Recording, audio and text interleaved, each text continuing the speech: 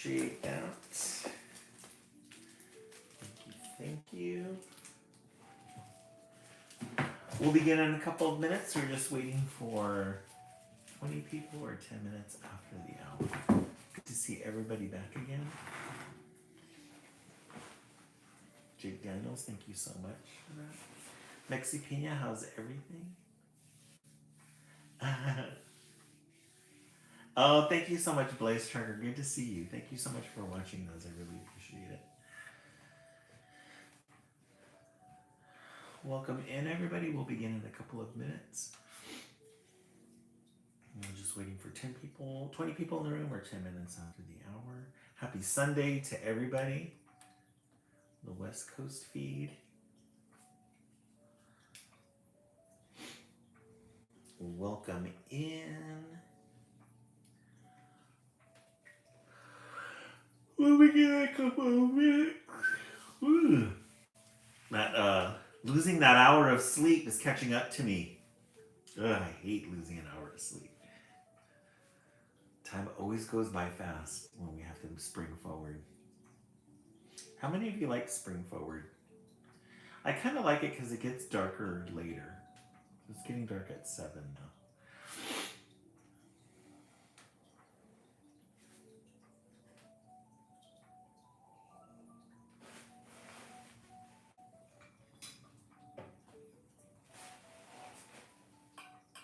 Oh, Mexi Pina, that's right. Happy birthday.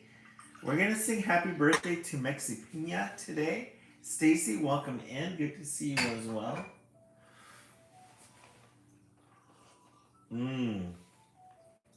Jake Daniels, yes. Mexi Pina, happy. This is our second time we spent our birthday with Mexi Pina. Officially watching from the East Coast. Oh, you moved to Georgia. Oh, hey, Allie, welcome back. Allie is one of our OGs. Allie, that's right. You're going to school in Georgia, right? Or no, you got a job in Georgia. Got a job, I think it was. Mexi Pina, did you do anything special for your birthday?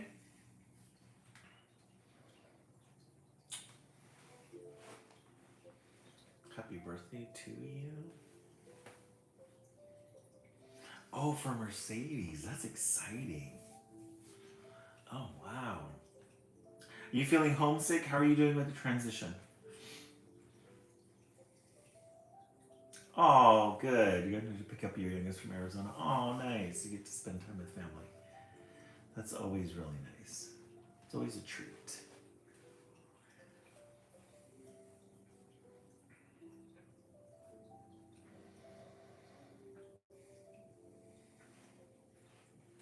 We'll begin in a couple of minutes, everyone. We're just waiting for 10 minutes after the hour. Homesick for sure, but the change was needed, and it's been... Oh, good. That's so exciting, Allie. I'm so excited for you. That must be really fun. I did see a Mercedes post on my For You page, which I thought was interesting because I've never seen that before. They were explaining the different classes, like the C class. That might have been your influence. Hey, Ashley Daniel, welcome in. Thank you so much. I know I missed you guys too. I'll give you guys an update on what's going on. I had to take 3 weeks off because of some stuff going on with the relative. Welcome in to those of you, Olivia67, welcome in. Those of you on YouTube. Thank you so much, Lindsay. I appreciate it. It's fun to drive them in. Oh, how fun. And an incredible Formula One performance. Oh, wow. That must be really exciting. I love that. Social media. That's going to be amazing.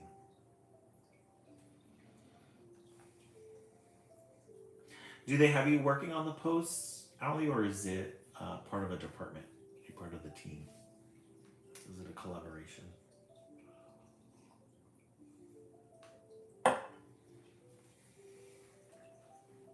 Welcome to those of you on YouTube. This is a professional children's literature hour. What are we getting? Dirty 30s, welcome in. We always love a good handle. Alrighty, friends, let's go ahead and begin. I was gone for, I took some time off. This is I'm going to put this picture here. This is a picture of me and my cousin. This is when I was 18 and she was, I think, 16 or 17 at the time. My cousin, we grew up together. I've known her since she was a kid. So I worked for a dealership and the show. Oh, okay. Oh, how fun. Yeah, this is when we were teenagers. My cousin, yeah, she, my aunt, which is her mom. So my mom and her mom are sisters. They're the two oldest. My mom is the oldest, and then it's her mom. Her mom passed away on January 17th. She had been bedridden for 2 years because it was kind of expected. But we thought that the stress of what her mom was going through was taking a toll on my cousin. She had been having some erratic behavior. And so there were some things going on at work that her coworkers thought were kind of, odd. She was missing appointments, missing deadlines, which she normally didn't do. And one of her friends suggested that she take time off and go to the local hospital and check into like a intensive therapy. And so she did that. She got a therapist, a psychiatrist. They were going to see if they could give her some medication to help her out. But one of the therapists noticed something, so they said, "Why don't you we're going to give you an MRI." So they gave her an MRI, and that took about a week for them to process that. And when they found out, it was a Thursday night. They called her and they said, "We need you to get to the hospital immediately. You need to have somebody drive you. Don't drive here to this to the hospital." And then they told her that she had a tumor in her brain and here in the frontal lobe, and that it was the size of a softball. Now, it's not a round tumor, it's just kind of like spread. It's like a spider web, and it's gone through here. She had been complaining for 2 weeks about headaches. So she's getting headaches, and she could feel it on her left eye. And she was just forgetting a lot of things. Just it was just a huge change. And just overnight, we had to literally just shift our life, all of us, all of my relatives, my brothers and sisters, other cousins, everything. And it was bad timing because a week later we had to have the funeral, her mom's funeral, which she wasn't able to attend. She could only attend it from the bed in the hospital. So they found a tumor. Within a week, they had to do brain surgery. It was just a very traumatic, impactful. Somebody used the word intense earlier. It was very intense. So we've just been, the family, I've got a big family, thank goodness. We've just been taking turns, taking care of the house, visiting, when we can, how we can. This is the first week that we were able to at least have her. Thank you so much, Jaden. I appreciate that. Sending all my South Carolina cares. Thank you so much, Jaden. I appreciate that. Just getting everything settled. It was so overwhelming. I wasn't in the right mind space to do the live. She's in the hospital right now. They started. Hey, Kay Spangler, welcome in. My cousin. This is my cousin right here.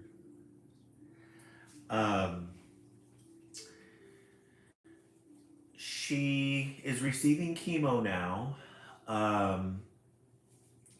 They're giving her the chemo in pill form, so she's taking that. I think yesterday was her second round, and when they did the surgery, they weren't sure whether they were going to try to remove the tumor or they just didn't know.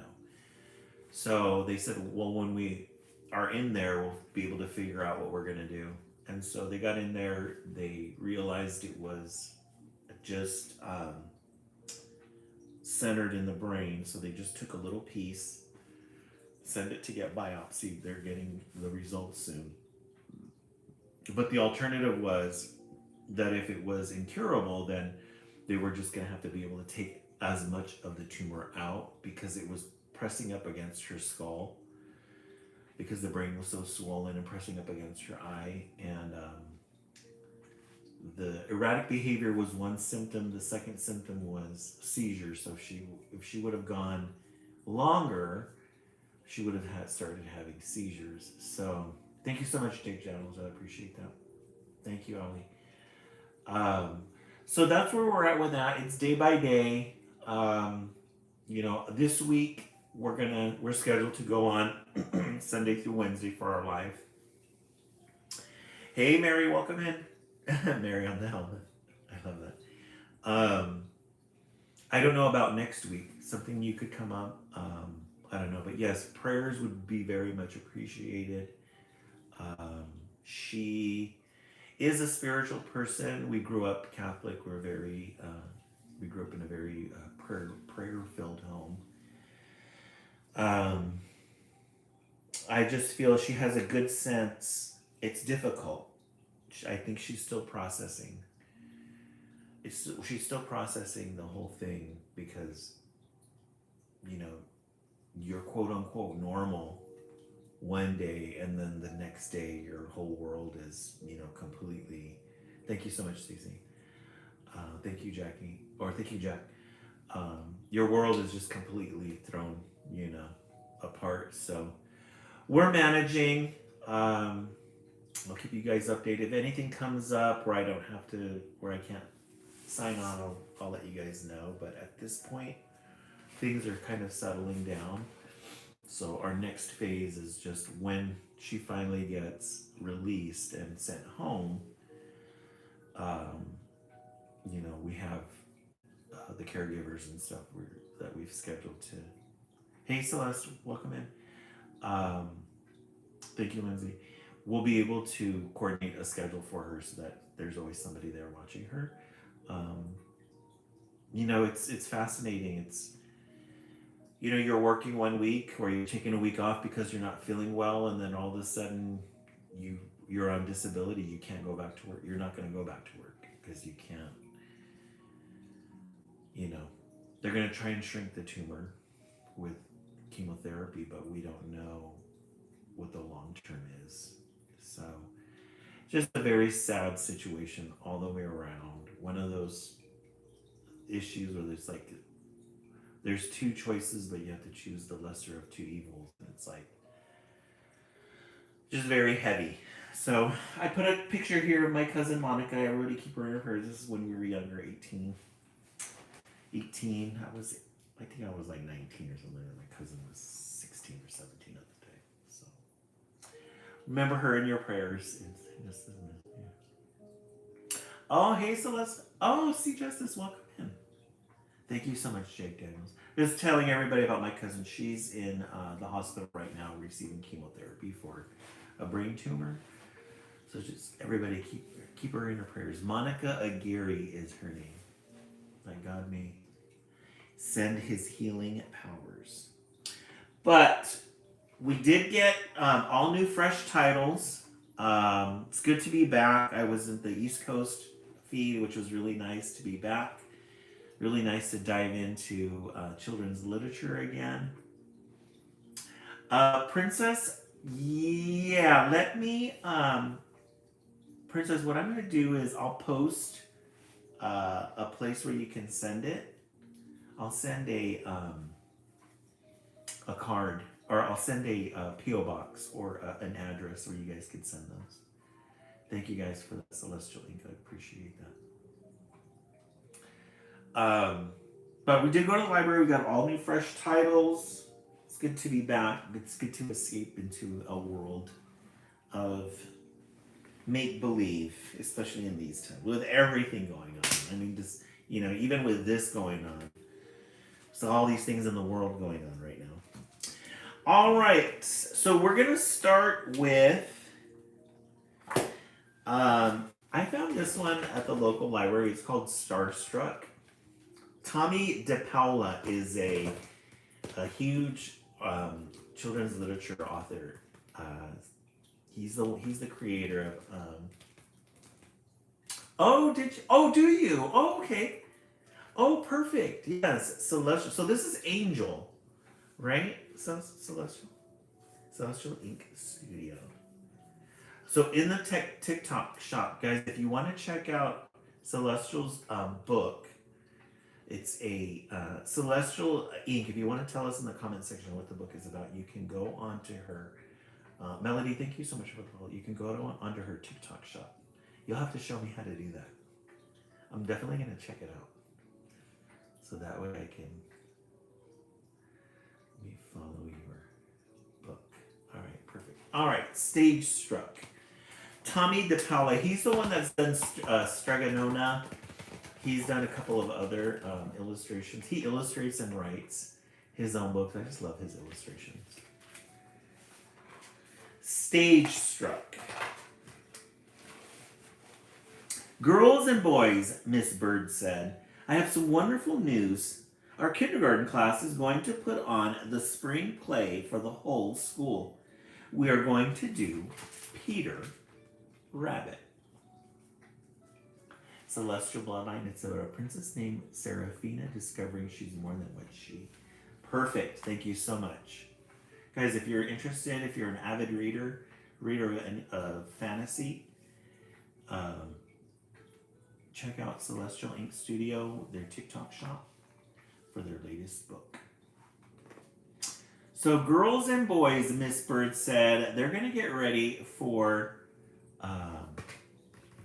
their spring play. It's all the books you read in. Oh yes, definitely, Jaden Black, definitely. And I'll give you guys a update on Joey King, the book. Almost there. Almost ready to publish. Peter Rabbit, Tommy could hardly sit still. He knew all about Peter Rabbit. His mom had read the story to him lots of times. Tommy whispered loudly to his friend Janine, I hope I get to play the part of Peter. Tommy, Miss Bliss said, please, no talking. Oh, perfect. I'm taking pre-orders and they'll come sign. Oh, perfect. Definitely got to check it out. Tommy tried to pay attention. He really wanted Miss Bird to pick him to play Peter. After all, he had played the pilgrim John Alden in the Thanksgiving play. He'd remembered all his lines, and the teachers had said he was very good. So Tommy, little Tommy there, he wants to play Peter Rabbit in the spring play, but he doesn't know yet what his teacher, Miss Bird, is going to do. He has some experience in plays. He played the pilgrim John Alden in the Thanksgiving play. That wasn't all. He had been taking tap lessons at Miss Leia's dancing school since September. Every Saturday morning, he took the beginner's class with 4 girls and 1 other boy. Miss Leia taught them to do up, down, up, back, down, slap, slap, up, back, down, down. It was so much fun. At the end of each lesson, everyone took a bow as if they were on stage. Tommy always looked at Miss Leia, smiled, and then bowed just the way Miss Leia had showed them. Tommy, you have a wonderful stage presence, Miss Leia said. Tommy knew that meant he looked happy to be on stage. Okay, so he not only has been on a play, he's taking tap lessons every Saturday morning. And Miss Leia, his teacher, taught him how to bow. She tells him, you've got a really good stage presence. So Tommy was thinking about how Miss Bird would probably ask him to play Peter and how it would feel to be up on the stage with everyone watching him when he heard Miss Bird talking. Tommy, I asked you to get out your book. You really must pay attention. So Miss Bird, she's a little strict. Maybe she's not on Team Tommy. On the way home, Tommy asked Jeannie if she knew who she wanted to be in the play. No, Jeannie said. I could never remember all the words. I'd be too nervous. So Jeannie, who's not too excited about it? Jeannie, you can be the mouse with peas in her mouth. Peter asks her how to get out of Mr. Gregor's. Peter asks her how to get out of Mr. Gregor's garden. All he hears her say is mumble, mumble, mumble, because her mouth is full of peas. I'll show you how to do it. Tommy pulled out his cheeks and mumbled. Puffed out his cheeks and mumbled. Jeannie laughed. That's really funny, Tommy. Then she puffed out her own cheeks and went mumble, mumble, mumble. Jeannie, you make a great mouse, Tommy told her. So he asked her about a play. She's like, no, I don't think that's something I could do. And he thinks about the little mouse's part. He doesn't really have to say anything. He just needs to mumble. The next day, Miss Bird said, put your chairs in a circle, everyone. I'm going to give out the parts for Peter Rabbit. Tommy whispered loudly to Jeannie, now, when Miss Bird asks who would like to play the mouse, so they're all getting organized, Miss Bird is going to give out all the names to the parts. You've got Peter, Mother Rabbit, the mouse, Flopsy, and Mopsy, and Cottontail. Tommy, there you go talking again, Miss Bird said. Since you cannot pay attention, you will not play Peter Rabbit. You will be Mopsy. Aw. But Mopsy is a girl bunny, Tommy said. Not in our play, Miss Bird told him. Miss Bird. I don't think she's a big fan of Tommy. Miss Bird gave the part of Peter Rabbit to Johnny. Jeannie got the mouse. Jeannie got to be the mouse. At least you get to say mumble, mumble, mumble, Tommy whispered to Jeannie. The rabbits don't have any lines at all. We just have to stand there. Aw, that's mean. Jake Daniels, right? She gave him the part where he has no lines at all. That night, before he went to sleep, Tommy remembered something Miss Leia had said in dance class. When you're on stage with other people, look at them and react.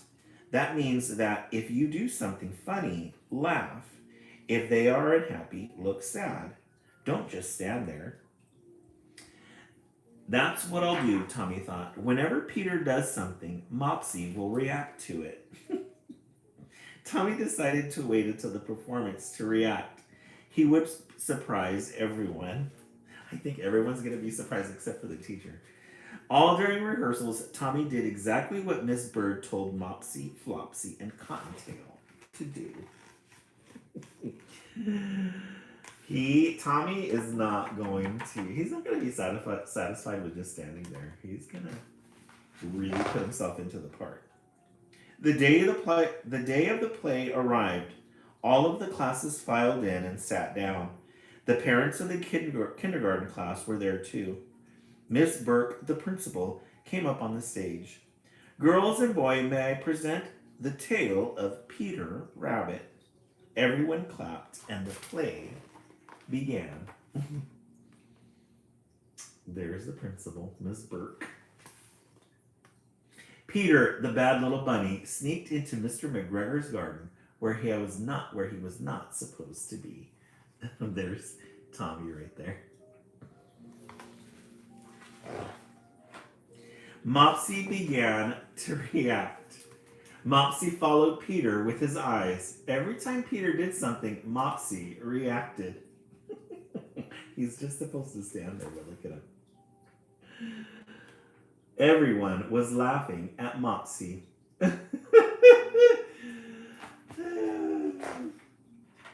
Jack played Mr. McGregor. He was good and scary. Jean M. was Mama Rabbit. She was also very good too. Jeannie was perfect at the mouse with peas in her mouth. Johnny did a nice job as Peter, but Mopsy stole the show. Then the play was over. The girls and boys each took a bow and the audience clapped. But when Tommy took his bow, the audience clapped and shouted. Some of the 6th grade boys even whistled. Someone yelled, "Bravo!" he got a standing ovation. Everybody loved it. Tommy was so proud, he looked over at his mom and waved. She waved back. Miss Mulligan, the 5th grade teacher, smiled at him and said, "Well, Tommy, you are quite a ham." "Thank you, girls and boys," Miss Bird told the class. "That was very good." Miss Bird didn't say anything special to Tommy. Maybe she was sorry that Tommy hadn't played Peter. She was annoyed. Yeah, she just did not like him. Mom was waiting for Tommy when he came outside with Jeannie. "Jeannie," Mom said, you are a very good mouse." "Tommy showed me how to do it. He should have been Peter," Jeannie said. On the way home, Mom said, "Well, Tommy, that wasn't very nice of you to steal the show. You were not the star, but Peter Rabbit was the star. you were only one of the bunnies. Tomorrow, I want you to tell Johnny you are sorry, and Miss Bird too." Okay. Aww, making him apologize for doing such a good job. Yeah, he did steal the show. I love the mom. She's so stylish with her hat and her coat. Tommy nodded. He started to think that maybe he had made Johnny feel bad. And maybe Miss Bird didn't like him being a ham the way Miss Mulligan did. The next day, Tommy went up to Miss Bird before class and told her he was sorry. At recess, he told Johnny he was sorry, too. Yeah, she is a stylish mom. She's got her coat and her scarf. I don't know if he should have apologized. But when Tommy was by himself, he could hear everyone laughing at Mopsy. He could hear all the clapping when he looked out at the audience and bowed, and he could hardly wait to be on stage again. He apologized, but he was like, "I'm going to carry this memory forever, and ain't nobody going to tell me different."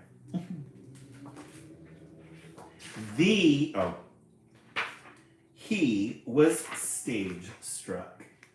Aw, so that's the moment that he really thought to himself, "I really want to be an actor." The end. Stage struck. A good way to start the live. I really like Tommy DePaola's stories and his illustrations. Really good illustrator. Passed away already, Mr. Tommy DePaola.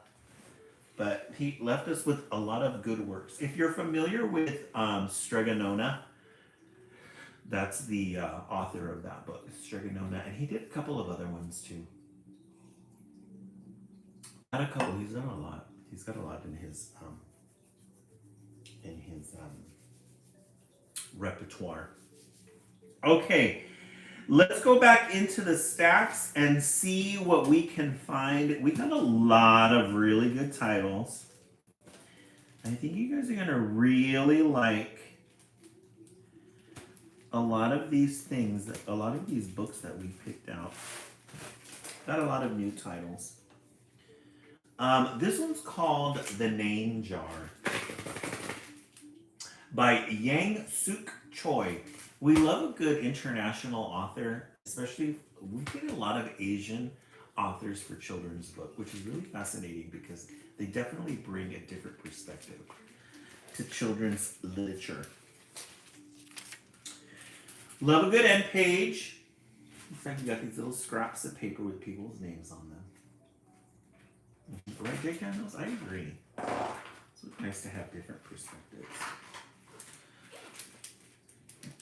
Through the school bus window, Yoon-hai looked out at the strange buildings and houses on the way to her new school.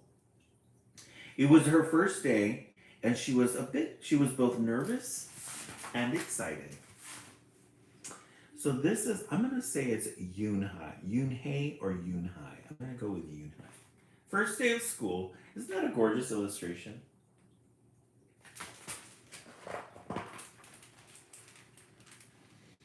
She fingered the little block of wood in her pocket and remembered leaving her grandmother at the airport in Korea. Her grandmother had wiped away Yunhai's tears and handed her an ink pad and a small red satin pouch. Your name is inside, she had said. My name, Yunhai had wondered. Again, she took out the red pouch to look at the wooden block with her name carved in it, and she ran her fingers along the grooves and ridges of the Korean characters. She pictured her grandmother's smile. So she's saying goodbye to her grandmother. I guess she's saying goodbye to her country. And when you come to a new country, you get a new name. And so Grandma gave her her new name. It's in this little pouch here. We're going to find out what the American version of Yunhai is. Is that thing for show and tell? A boy asked Yunhai, surprising her. Yunhai looked up as more kids leaned over. No, it's mine, Yunhai answered, quickly putting the pouch back into her pocket. Are you new here? What's your name? A girl asked. Yunhai, said Yunhai. Une? The girl asked, scrunching up her face. Oh, Une, some kids chanted. No, Une corrected. It's spelled Unhei. It's pronounced Unye. Unhei. Oh, it's Yuhei, the boy said. Like, you, hey. What about hey you? Just then the bus pulled up to the school and the doors opened. Yunhei hurried to get off. Yuhei, bye-bye, the kids yelled as she left.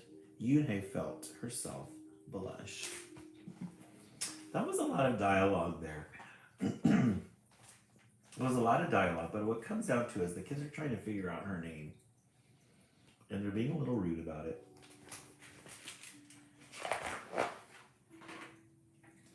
Yunhei stood in the doorway of her new and noisy classroom. She was relieved that the kids on the bus had gone to other rooms, but her face still felt red. Aren't you going in? Asked a curly-haired boy with lots of dots on his face. You're the new girl, right? He asked cheerfully. Unhei nodded, and before she could walk away, the boy took her hand and pulled her through the door. Here's the new girl, he announced so loudly that the teacher, Mr. Cockatoos, almost dropped his glasses. Mr. Cockatoos thanked him and greeted Unhei. Please welcome our newest student, he said to the class. She and her family just arrived from Korea last week. Unhei smiled broadly and tried not to show her nervousness. What's your name? Someone shouted. So they're really giving us the run for our money with these names. Mr. Cockatoos? Cockatoos? Unhei, so there she is right in front of the class there getting introduced. Unhei pictured the kids on the bus. I haven't picked one yet, she told the class, but I'll let you know by next week. As Mr. Cockatoos showed her to her desk, she felt many round, curious eyes on her. Why doesn't she have a name? She heard someone whisper. Maybe she robbed a bank in Korea and needs a new identity, a boy replied. That's mean. But it's real. Mean but real. Kids are a little bit testy. On the bus home, nobody teased her, but Unhei kept thinking about her name. How was school, Unhei? Her mother asked when she walked in. Did you understand the teacher? Unhei simply nodded. She unpacked her school bag and set the red pouch by a photograph of her grandma.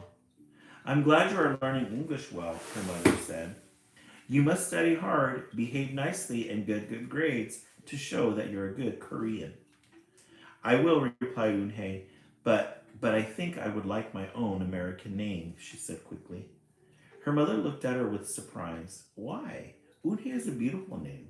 Your grandmother and I went to a name master for it. But it's so hard to pronounce, Unhei complained.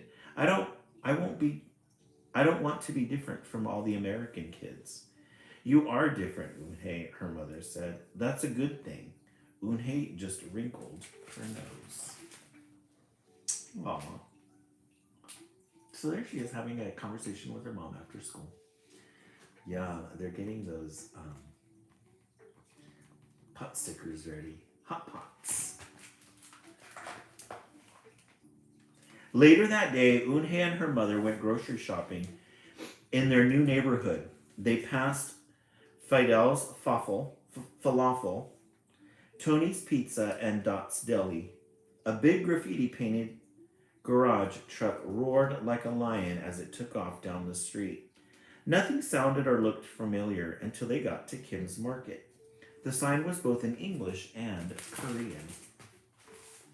So they're in the city, Kim's Market. They're going to go to the Korean market. We've all seen a good Korean market. I love going to the Korean market. They've got fish for days. Her mother picked up cabbage to make kimchi, Korean-style spicy pickled cabbage, and other vegetables and meat. She also found some seaweed, Eunhye's favorite, for soup. It made Eunhye smile. Just because we've moved to America, her mother said, doesn't mean we stop eating Korean food. So they're going to go to the Korean market to get some Korean food. At the checkout counter, a friendly man smiled at Eunhye. Helping your mother with shopping, he asked. Eunhye nodded. I'm Mr. Kim, he said, and what is your name? Eunhye, she answered. Ah, what a beautiful name, he said. Doesn't it mean grace? Eunhye nodded again. My mother and grandmother went to a name master for it, she told him. A graceful name for a graceful girl, Mr. Kim said as he put their groceries into a bag. Welcome to the neighborhood, Eunhye. Hey, Shalise, welcome in. This author is really wanting us to know the name Eunhye. Eunhye.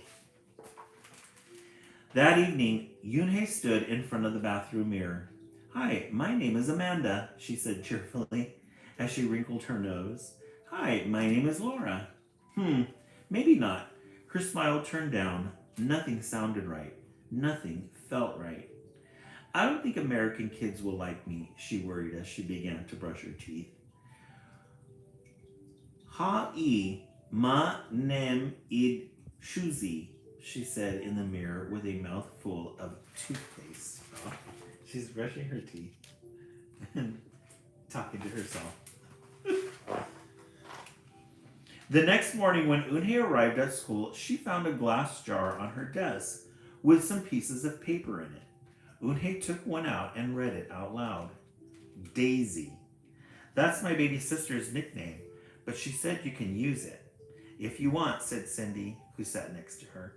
Eunhye took out the rest of the paper. Tamela, she read. Tamela.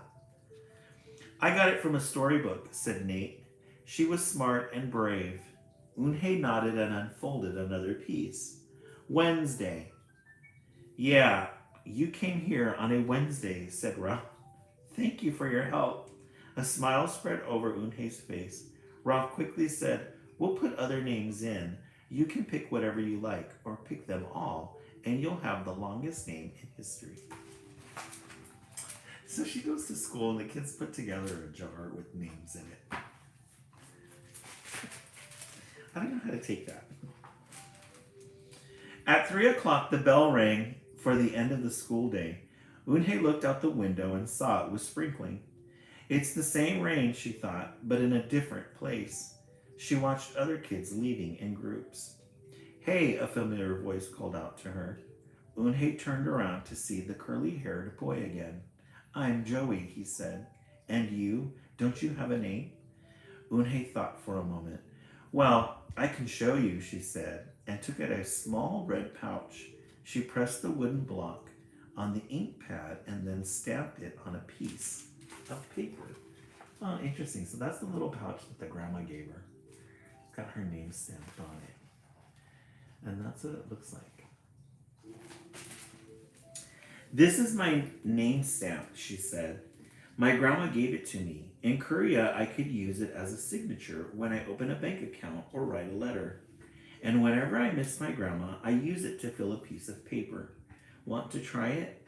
She offered the stamp to Joey, and he carefully inked the stamp and pressed it hard on the paper. The red characters gleamed against the whiteness. Wow, that's beautiful, Joey said. Can I keep the paper? Sure, Unhei said, and then the two of them shared the umbrella as they walked to the school bus.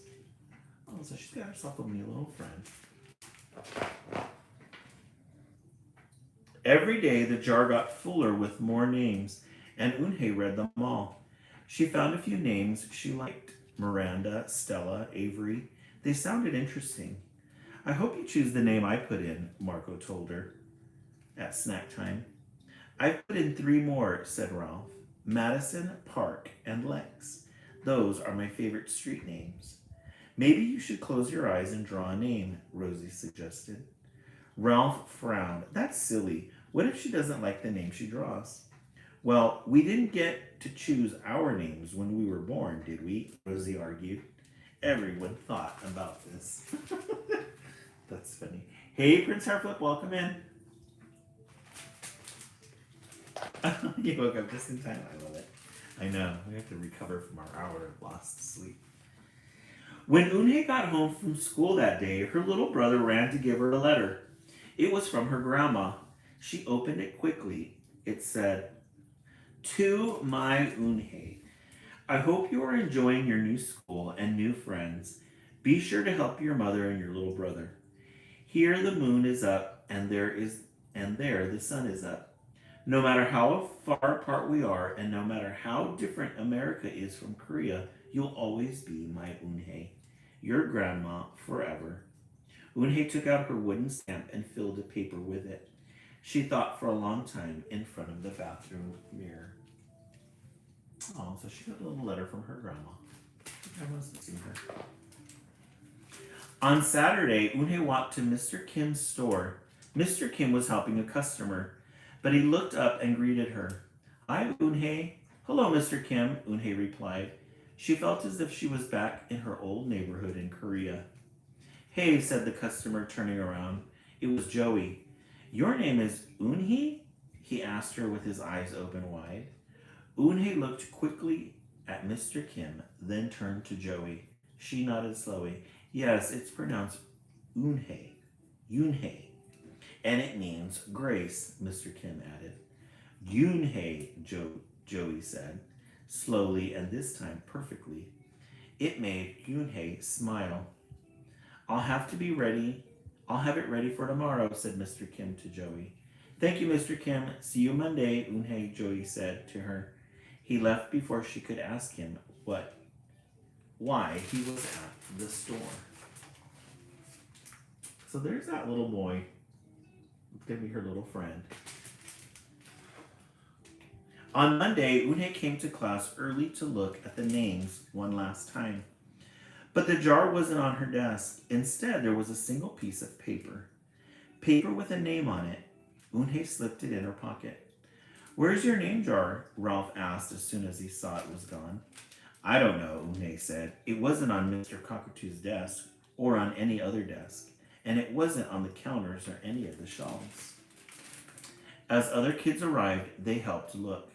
Soon, Mr. Cockatoo came in and Ralph shouted at him, The name jar is gone, the jar with all the names in it. Gone, Mr. Cockatoo replied with a look of concern. Did you get a chance to read all the names? Unhei nodded. She took a breath. I'm ready to introduce myself, she said. So I think she's going to go with her own name because they couldn't find the name jar for Unhei's new name. Unhei wrote her name in both English and Korean on the chalkboard.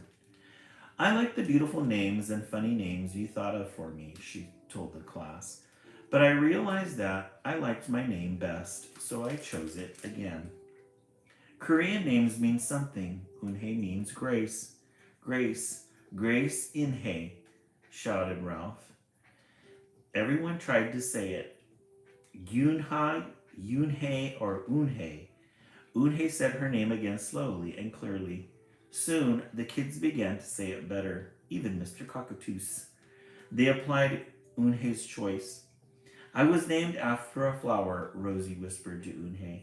Lots of American names have meanings too, Mr. Cockatoo reminded everyone. When the class was dismissed, Une heard her new friends say goodbye. Bye, Une. See you tomorrow. Goodbye, Une. Une said goodbye and then looked around for Joey, but he was already gone. So she's going to stick with her own name. Une, come downstairs, Mother called up to Une. Your friend is here. Une rushed down to see who she meant. There stood Joey, and in his arms was the name jar. Where did you find it? Asked Une breathlessly. Joey looked embarrassed. Well, I took it, but only because I wanted you to keep your own name. And you did. He reached in and pulled out the names. Do you want to keep them? He asked. Thank you. I'll keep them as a souvenir, Une said happily. Then she pulled out the piece of paper from her pocket. Do you want this back? Joey grinned. You can keep it. I'll return the name jar to the class. Maybe you could put some Korean nicknames in for us. Names with good meanings. I could do that, agreed Une. I've already got a Korean nickname, Joey said. Mr. Kim helped me choose it. This book a little long. Just for a name. Carefully, he pulled a small silver pouch from his pocket. Then he took out a dark wooden stamp with beautiful Korean characters carved sharply into it. He pressed it on the ink pad and then on the piece of paper next to her name. Chingu, read Une. That means friend. And Chingu smiled back. Yeah, a little long. The end. The name jar. This was a good one. I gave it about a 7. I mean, I get it, but a little bit long. I get it, but a little bit long. I almost got lost. It's wordy. It's very wordy, the name jar. We love it. All right, in the comment section, let's see what everybody is thinking. We started with... Where's the first book that we started with? Oh, we started with Stage Strut. Yeah, definitely Thunderbird was cute. Stage Strut, Tommy Duke Howella. And then the name jar. 2. In the comment section, let's see what everybody's thinking. I'm going to go with 1, Stage Strut. This one was a cute one. But we love our cultural books, too, at the same time. In the comment section, let's see what everybody is thinking. Jake Daniels 1, Lindsay Armstrong 1. All right. Okay, so I'm going to give you guys an update on Joe E. King and the Fragile Figurine.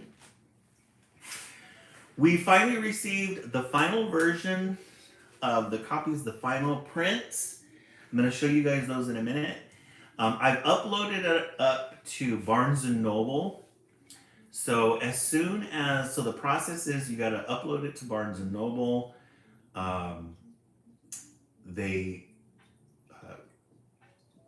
You send it to them, they have to approve it.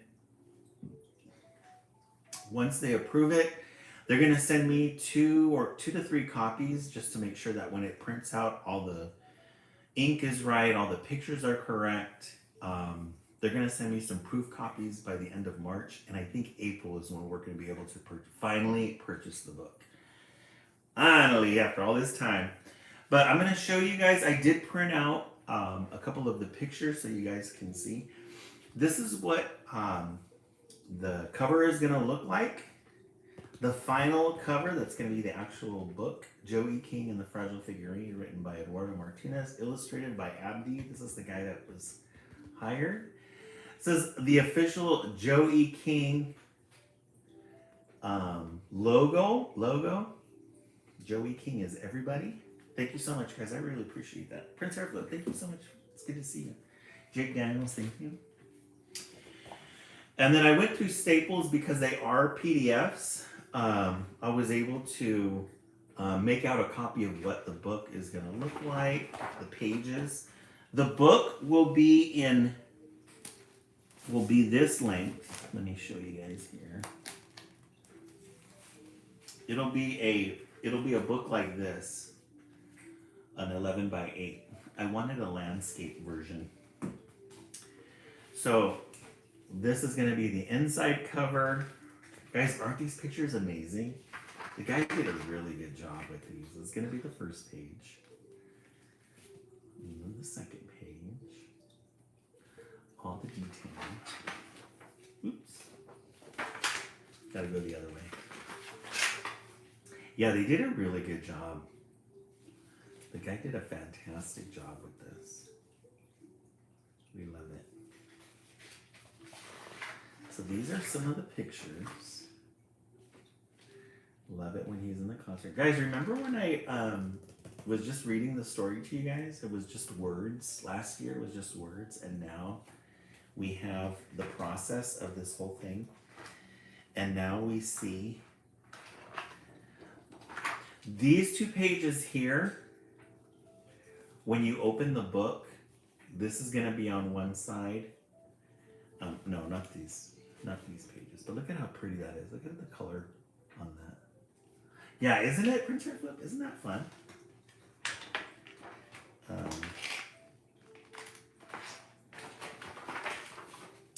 I think it's this one.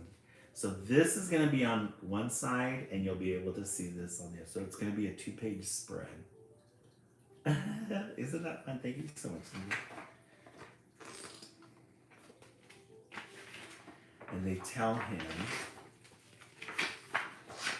and then he drops it. Love that. They ask him to drop it.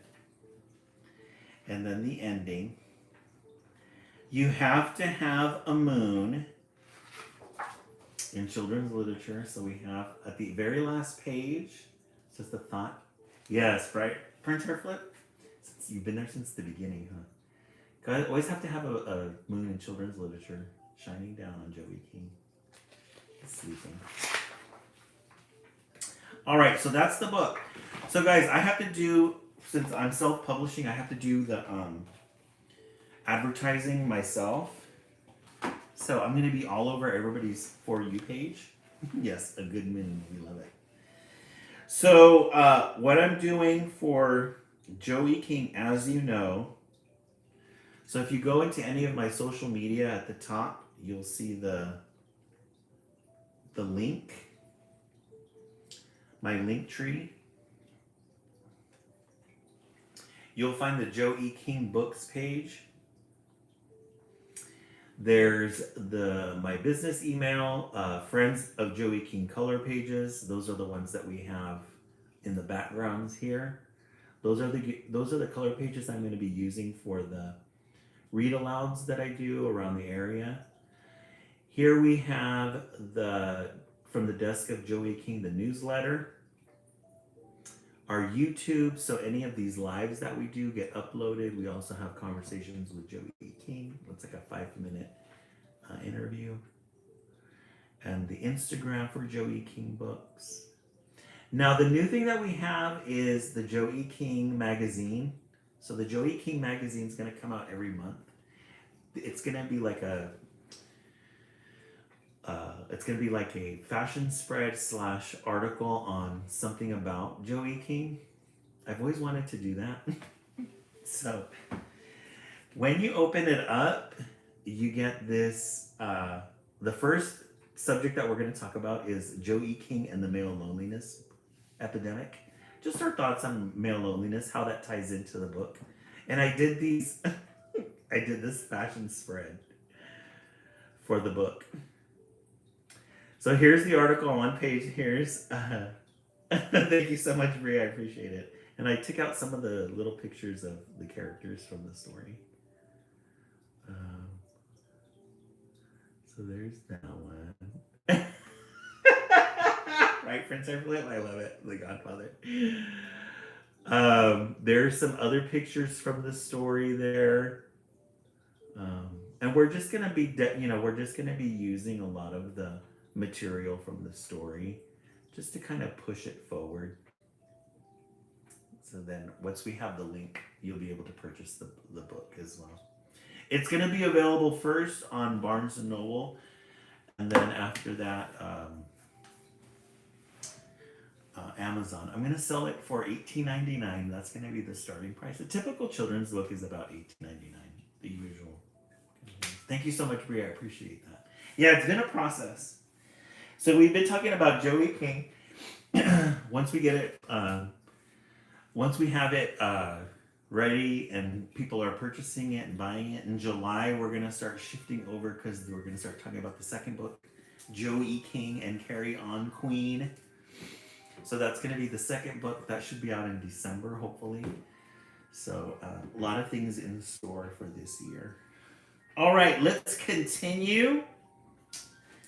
We're going to do a day with no words. I thought this would be a really good one because it looks like a new book. It looks like it was just recently published. A day with no words. We love a good end page inside. All these letters. Yeah, this one was published in, let's see, 2023? Yeah, 2023. Early morning chases a long night. Mama pulls the curtains back to welcome the sunlight. I love the poetry in this already. Early morning chases a long night. Mama pulls the curtain back to welcome the sunlight. We love those bright, vivid colors. And look at that white. It's rare that you see a white like this in illustrations. Look at her blue turquoise nails.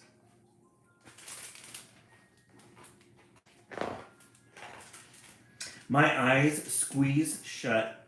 I'm not ready to get up, but I open my eyes. I reach for my tablet, look at the screen, tap yes on the app. My thoughts are now seen. Yes, very unique illustrations. The tablet. Oh, he is tapping. Oh, so he's using his tablet to speak. Yes, yes, yes, yes. Oh, interesting. Look at these colors, though. Look pretty. And I love the hair, the blue on her hair. The pink. I am surrounded by voices, chattering away. It seems as if everyone has so much to say. Look at that pink. I love the color textures that they use for this one, the pinks and the whites. You get these little drawings inside.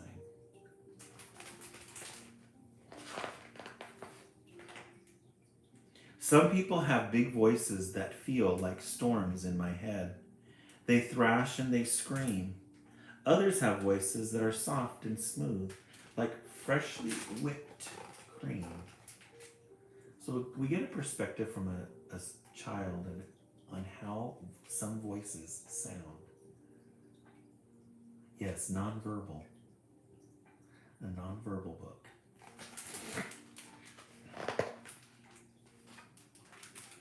Like water, Mama's voice dances around, bobbing up and down as it leaves her throat, much like the waves that carry a boat.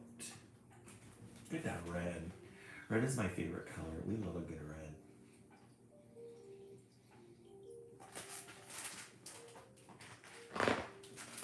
Daddy's voice is like air, soft as a light summer breeze that kisses my cheek, strong as the winds of hurricanes that abandon ships at sea.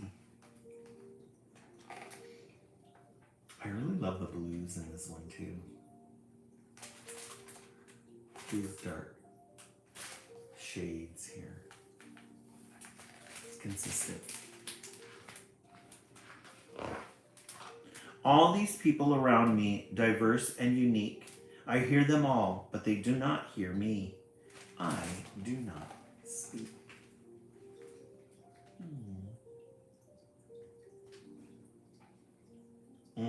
Jake Daniels, I agree. Really artistic. I was born like this, no voice from my lips. I am autistic. I use a tablet to be heard, pushing buttons with pictures that speak my words. He's got the little tablet there that speaks for him. That's so cute. I love that. Mama taps, park now, no crowd. I love the park and quickly tap, yes, with no crowd, I'll feel less stress. Mama knew this, she always knows, when I feel comfortable and when my anxiety grows. Yes, a lot of noise. Prince Airflip, right? He's nonverbal. I do things many people do not understand. I like to stare through the parted fingers of my right hand. I comfort the trees with hugs when the sun disappears. Aww. Here he is right here. He likes to look through his fingers. I used to teach kids how to talk. Oh, did you, Stacy? It's such a good use of technology, too. He likes to hug the trees. I like to spin barefoot on soft grass after the rain clears. Oh, you used to work with a lot of autism. Oh, that's right.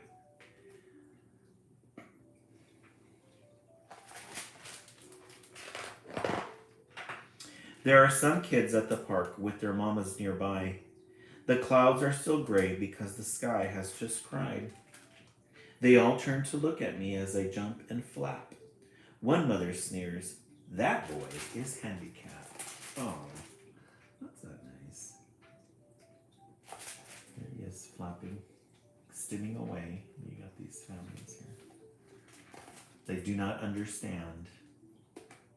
This use of pink is really good.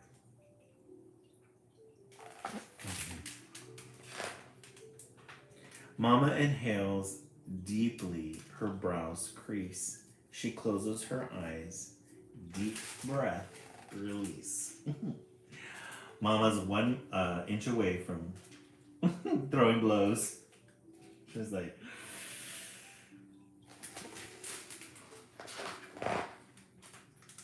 Mama types quickly, her fingers a blur. The tablet she holds says her words. Mama's using that technology for herself. She's like, oh, hell no! My son does not speak, but his ears work just fine. The words that you say go straight to his mind. Oh, she's putting them all in check. Then Mama turns to me with a smile and taps on her screen.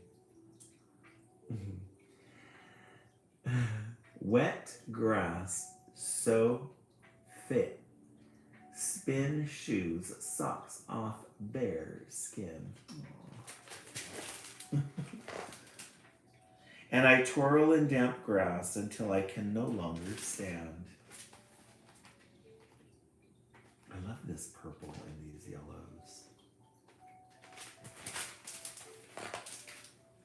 I tap, all done. Mama smiles and takes my hand. I really love what they did with this artwork. It's like chalk, almost. It looks like chalk. And then these colors that they use, pinks and greens, are very vibrant. But look at how it fits all together. You've got this purple and this yellow, pink and white, these greens. Yeah, very stylish, I agree. Mama turns on her tablet, looks at the cashier, smiles, and then types, "Small fries, root beer." It takes him a moment, but then he pushes buttons too. Mama looks down at me. Your turn, you choose. No. Mom, she's a strong advocate for her kids. I tap my tablet quickly. I don't need time to decide. Chicken nuggets, orange soda, and a large side of fries. chicken nuggets. Maybe they're at McDonald's. Look at him, all happy. He's getting them chicken nuggets. The end. It says, a note from the author. This book is titled A Day with No Hands. But did you know all of the times Mama and Aiden did the words throughout the whole book, right? Every button on Aiden's device is an image associated with a word, and a word is spoken each time he pushes a button. Aiden understands and uses words, yet he doesn't use his voice to speak words. So why did I choose this title? Too many assume that because Aiden cannot speak words, he must not know words. People associate words with vocalized speech. I've gotten questions like, does Aiden not speak words? Or does Aiden not know words? Can he understand my words? So Aiden doesn't use words to communicate. What's interesting is that humans are constantly using nonverbal communication through facial expressions, hand gestures, touch, and the written word. So, effectively, this book is a form of communication. When you read the words on its pages, you received my message without ever hearing my voice.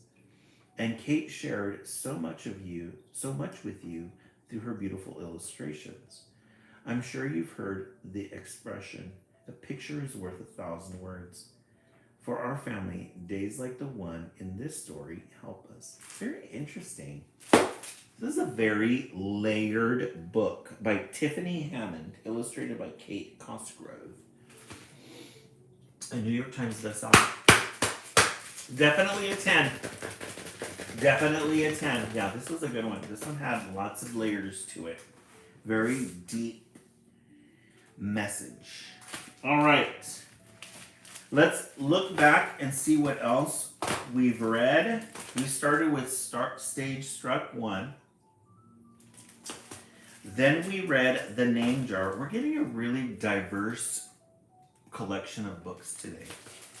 And then A Day with No Words. Autism, nonverbal, Korean. When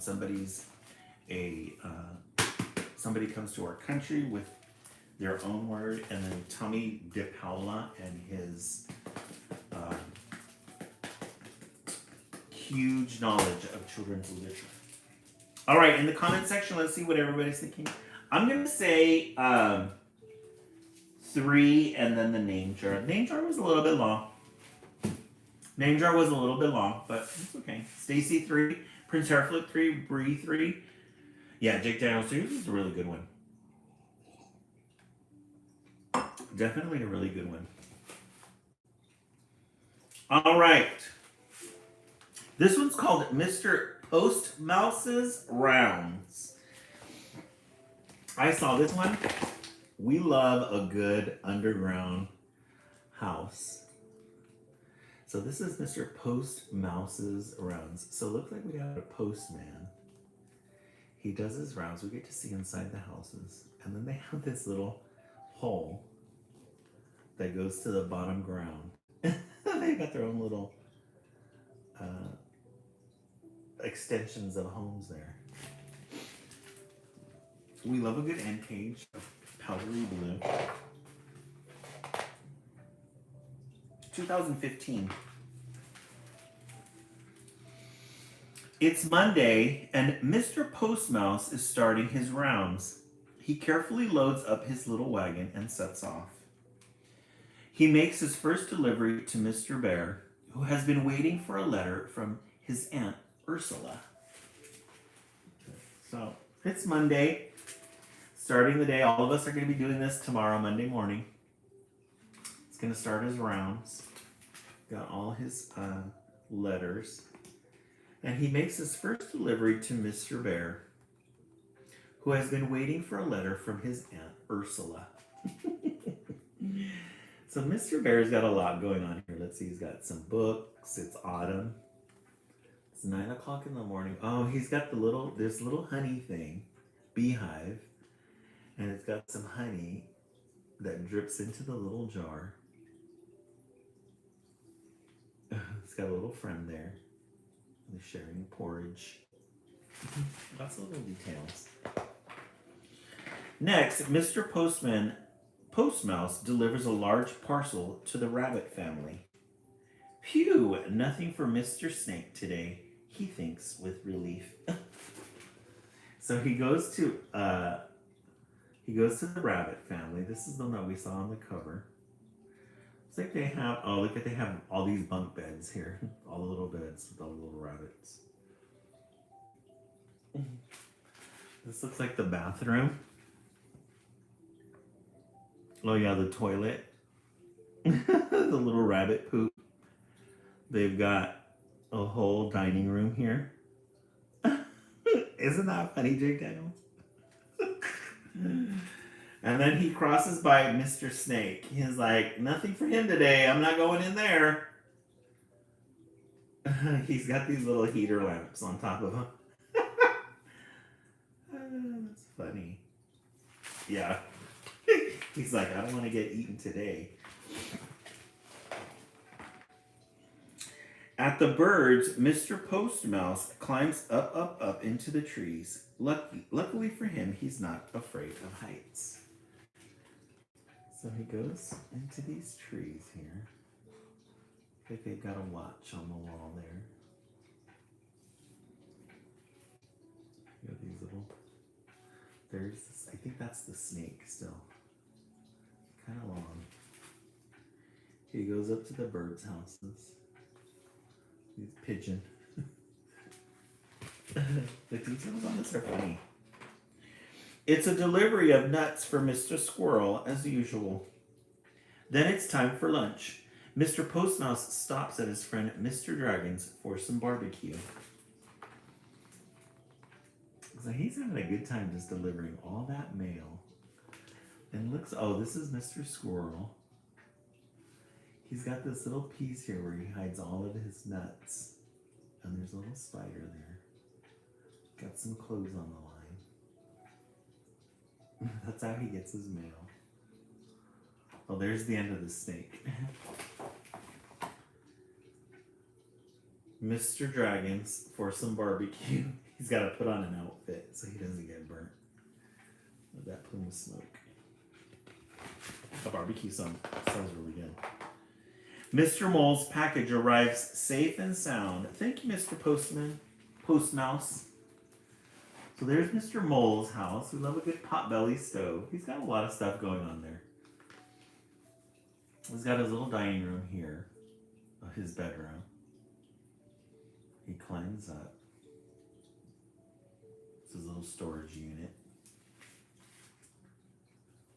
And then who's this right here? And it's sweet, and it's a sweet treat for the ants. Oh, here's the ants. Look at how organized the ants are. There's the queen ant. At the bottom there. All in a royal throne. The little school. Oh, they've got their little collection of foods. This is funny. Oh, here they come with their collection of things that they've got. They got to go through the maze. That's funny. Down the lane, Mr. Turtle unwraps 2 pairs of zippy roller skates for her mobile home. They do, Jack Daniels. They've got it really prepared. There's the turtle. He's got his own little house there. The Croc's house is just next door. It's very humid. Oh, they got that big house.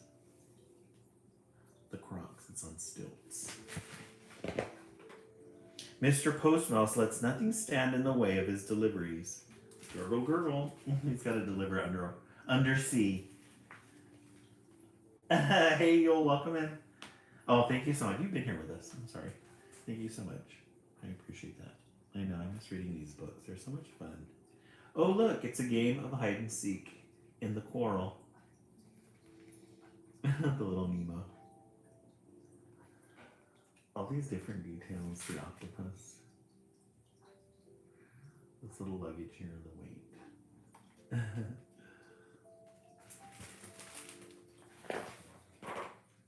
Ah, on dry land at last, a little note for Mr. Fly. And the next is Mr. Wolf's. It's Mr. Wolf's turn. So Mr. Fly, theirs is all just all over the place. The flies can land wherever. So their furniture is on the roofs. Oh, thank you so much, Jake Canos. I really appreciate that. And then the little house there of Mr. Wolf.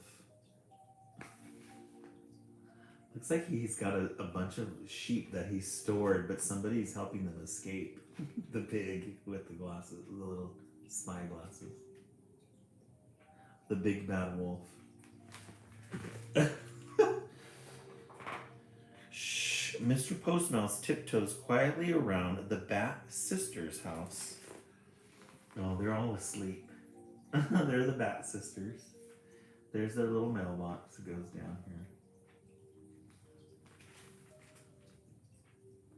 And then at the penguin's place, it's winter all year long. They've got a big igloo. Snow. What's this one sitting under the lamp here? Reading a book. Ice cubes in the bathtub. This illustrator has a good imagination. Mr. Yeti receives delicious tarts from his cousin Yolanda. Bon appetit. Then Mr. Postman heads back down to the valley. Whee! See you next time. So there's Mr. Yeti. He's got his little socks and his little beanies. And there's, he heads back to the valley, to the mountain goats. Oh, there's houses at the tip top of the mountain. That's the little goat. He's all over the place. Just a few more deliveries to make. This one is a bit smelly. Oh, this is where the skunks live.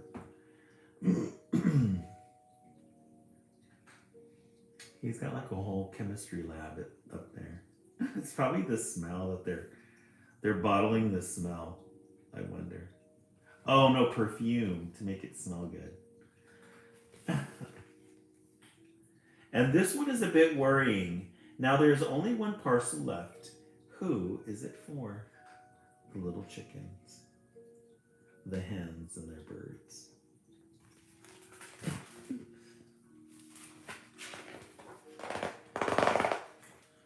Surprise, it's for Mr. Postmouse's son, Milo. Happy birthday to my little mouse. Aw, it's his son. It's a piece of cheese.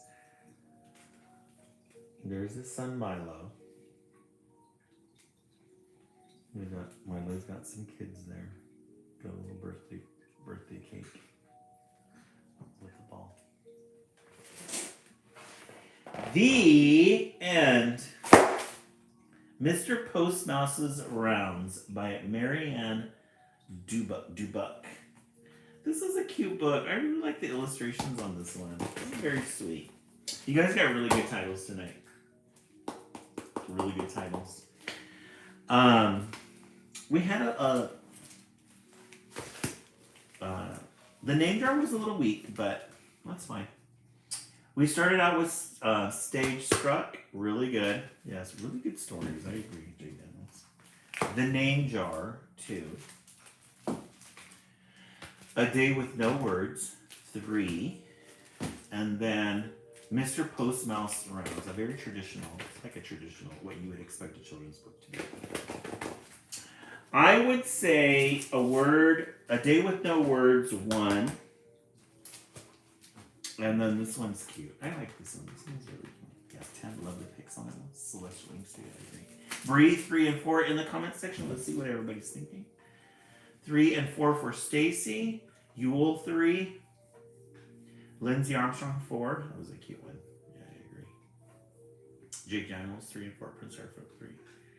Prince Hartford, how's everything in the East Coast? Is it snowing, or I think you guys got some good weather just recently? Alrighty, friends. Thank you so much for joining us on this Sunday night. Hey, Brenda Egg, welcome in. Yes, this is my. Oh, thank you so much, Dartini. Yeah, this is Dartini. This is my cousin. For those of you who just joined us, I've been off for the last 3 weeks because my the temperature is rising finally. Okay. Prince Hairflip, are you watching Love Story on Hulu? This is my cousin. She's in the hospital right now because of a brain tumor. This is us when we were I was like 18 or 19. She was 16, 17. But we grew up together, and she's in the hospital for a brain tumor, and she's going through chemo, so we're keeping her in our prayers. Very sad. She's stable right now. She's getting chemo. I'll be on my live Sunday through Wednesday. I went to go visit her yesterday. Oh, thank you so much, Tartini. I really appreciate that. Thank you, Sage Minty. Oh, Sage Minty, welcome in. Yeah. Oh, perfect. Thank you so much. Yeah, send some good energy, good vibes to her, prayers. We're gonna be on for this week. We'll definitely be on schedule Sunday through Wednesday. If anything comes up, I'll let you guys know. But we're organizing our schedules now for home care. So when she gets sent home. Thank you. Oh, good, Dartini. So we can we'll be able to schedule our home care for my cousin, and then but I'll let you guys know if anything changes. Thank you so much, Prince Harpop. I really appreciate you guys. I miss seeing you guys every day. I miss reading to you guys every day, but I know that you guys are very understanding, and I appreciate that. Alrighty, friends, have yourselves a good night. Yes, life lives. I agree. Continues on. Everybody have a good night. Everybody have a good Sunday night. We will see you tomorrow. Thank you so much, Sheila. I appreciate that.